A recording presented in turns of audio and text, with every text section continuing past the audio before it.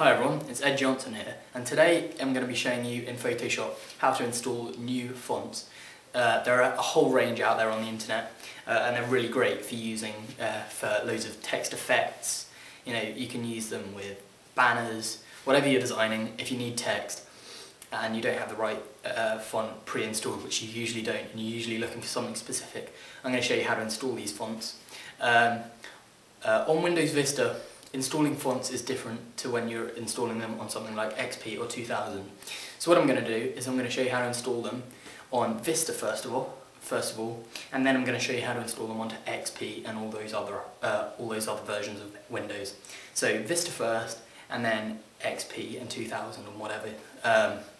So let's get started. Okay, so the first thing you want to do is you want to open your internet browser. Mine's Mozilla Firefox, yours might be different, yours might be Internet Explorer, and you want to type in darfont and Google search. It's the first result, it's darfont.com, D-A-F-O-N-T.com. And then this is a great website. It's got so many fonts. It's got a category section at the top where you can choose loads and loads of different categories for types of fonts. But I'm going to go back, and then there's a top 100, which is what I love browsing through. And then you select basically the font that you like the look of. I'm going to click Burst My Bubble, I like that, and then you go along downside, and then you go to download, and you click that, and then you save the file. I'm going to save it to the desktop, you guys can save it to wherever, and you click save, wait for it to download, and then you can close it, and you can close your internet browser. Then we're going back to the desktop, right click and click extract all. There should be a window that pops up, and in the corner just click extract. That'll eventually close, and you should have a new folder. Delete the zipped folder, right click delete or press the del button and then yes or enter, and then in your new folder you've got, in this case you've got a text document and a file. You want the file, you right click and you install, and it's as simple as that in Windows Vista for installing.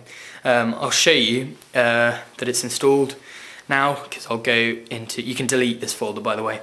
And now we're going to open Photoshop, and I'll show you guys that it's installed. Just wait for Photoshop to load up. There we go. Blah blah blah blah blah. Installing, initializing. It doesn't say installing, sorry, it says initializing. I don't know why I said installing. So you wait for it to load up. There we go, it's loaded. And now let's create a new document. File, new, or Control N, whatever size. We're just playing around with the fonts at the moment, and then you just wait for it to open. There we go, it's opened.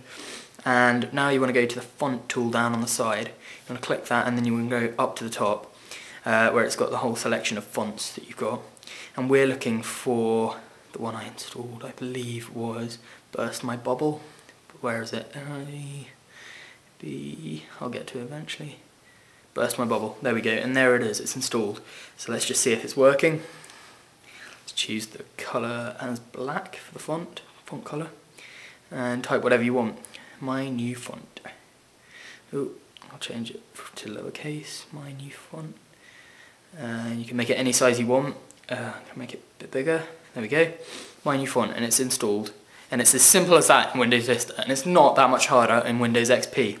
And I'm now going to show you how to do it in Windows XP. I'm still going to be using the Vista operating system obviously, but I'm going to be showing you how to do it the same way as how you would when you're using a Windows XP or Windows 2000 machine. So you go onto your internet browser again, same as usual, go to Darfont, type in Darfont, Google search. It's the first result, darfont.com, D-A-F-O-N-T.com, and then you find the font that you want. I'm just going to install District here. Click download, the same as it was before, and you just save the file. Exactly the same process as last time for the first bit.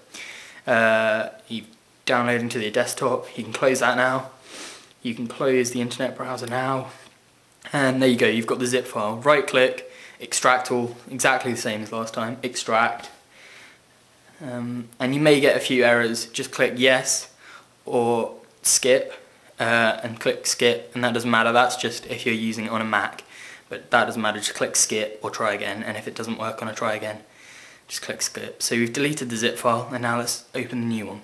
There you go, you've got a folder, which don't worry about, and then you've got the font. So you right click that, and you copy it. you want to copy it, and now on Windows XP or Windows 2000 you want to go to My Computer. You want to open the operating system and you want to go down to Windows. Once you're in Windows you should find the folder that says Fonts. Go into that, it's on C/Windows/Fonts, and you right click anywhere and paste. And it's that simple in Windows XP or Windows 2000, whatever.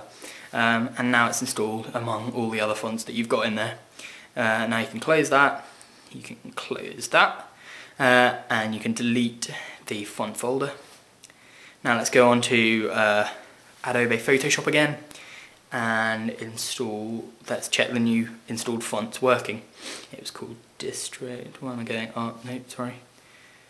No, got District, there we go. And that's now in the list. It's installed. Oh, bit big.